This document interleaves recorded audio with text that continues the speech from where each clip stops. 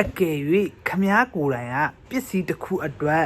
ပတ်စံပေးစရာမလိုဆိုရင်ခမားကိုယ်တိုင်ကသူတို့ရဲ့ရောင်းကုန် product ဖြစ်နေလို့ပဲခမားတို့အခုသုံးနေတဲ့ Facebook တို့ TikTok တို့ YouTube တို့ဒီ app တွေကခမားတို့အနေနဲ့တကြက်မှပေးစရာမလိုဘဲနဲ့ခမားတို့ဘာလို့အလကားသုံးနေရလဲဆိုတာခမားတို့တွေစဉ်းစားကြဘူးလားတကယ်တော့ဤပညာလောကမှာဆိုရိုးစကားတစ်ခုရှိတယ် if you are not paying for the product then you are the product ဆိုတဲ့အဓိပ္ပာယ်ကတော့ရိုးရှင်းပါတယ်အကယ်၍ခမားကပစ္စည်းတစ်ခုကိုပတ်စံပေးစရာမလိုဘူးဆိုရင်ခမားကိုယ်တိုင်ကရောင်းကုန်ဖြစ်နေလို့ပဲဆိုတာပဲဖြစ်ပါတယ်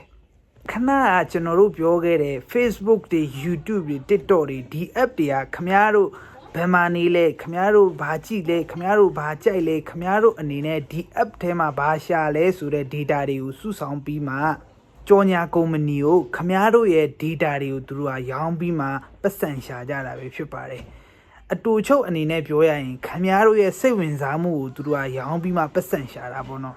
ဒါကြောင့်ခမားတို့အနေနဲ့နောက်တစ်ခါကျရင် app တစ်ခုကို permission ပေးတော့မယ်ဆိုရင်ဘယ်အချက်တွေကို permission ပေးမှာလဲကင်မရာကိုပေးမလားဒါမှမဟုတ်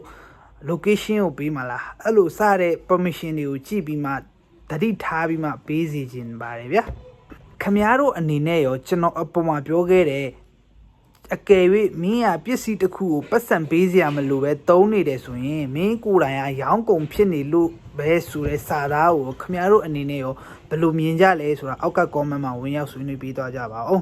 ဒီနေ့ဗီဒီယိုကြည့်ခြင်းအဖြစ်မိတ်ဆွေတို့အနေနဲ့တခုခုရလိမ့်မယ်လို့ကျွန်တော်အနေနဲ့ယုံကြည်ပါတယ်ဗျာကျွန်တော်ရဲ့ YouTube channel လေးကိုလည်း like and subscribe လေးလုပ်ခဲ့ပေးဖို့ပြောချင်ပါတယ်ဗျာဆိုတော့ဒီနေ့ဗီဒီယိုကတော့ဒီလောက်ပါပဲအဆုံးထိကြည့်ပေးကြတဲ့အားလုံးကိုကျေးဇူးအထူးတင်ရှိပါတယ်ကျွန်တော်တို့နောက်ဗီဒီယိုမှာပြန်လည်ဆုံတွေ့ကြတာပေါ့ဗျာအားလုံးပဲတာယာတဲ့နေ့လေးဖြစ်ပါစေဗျာ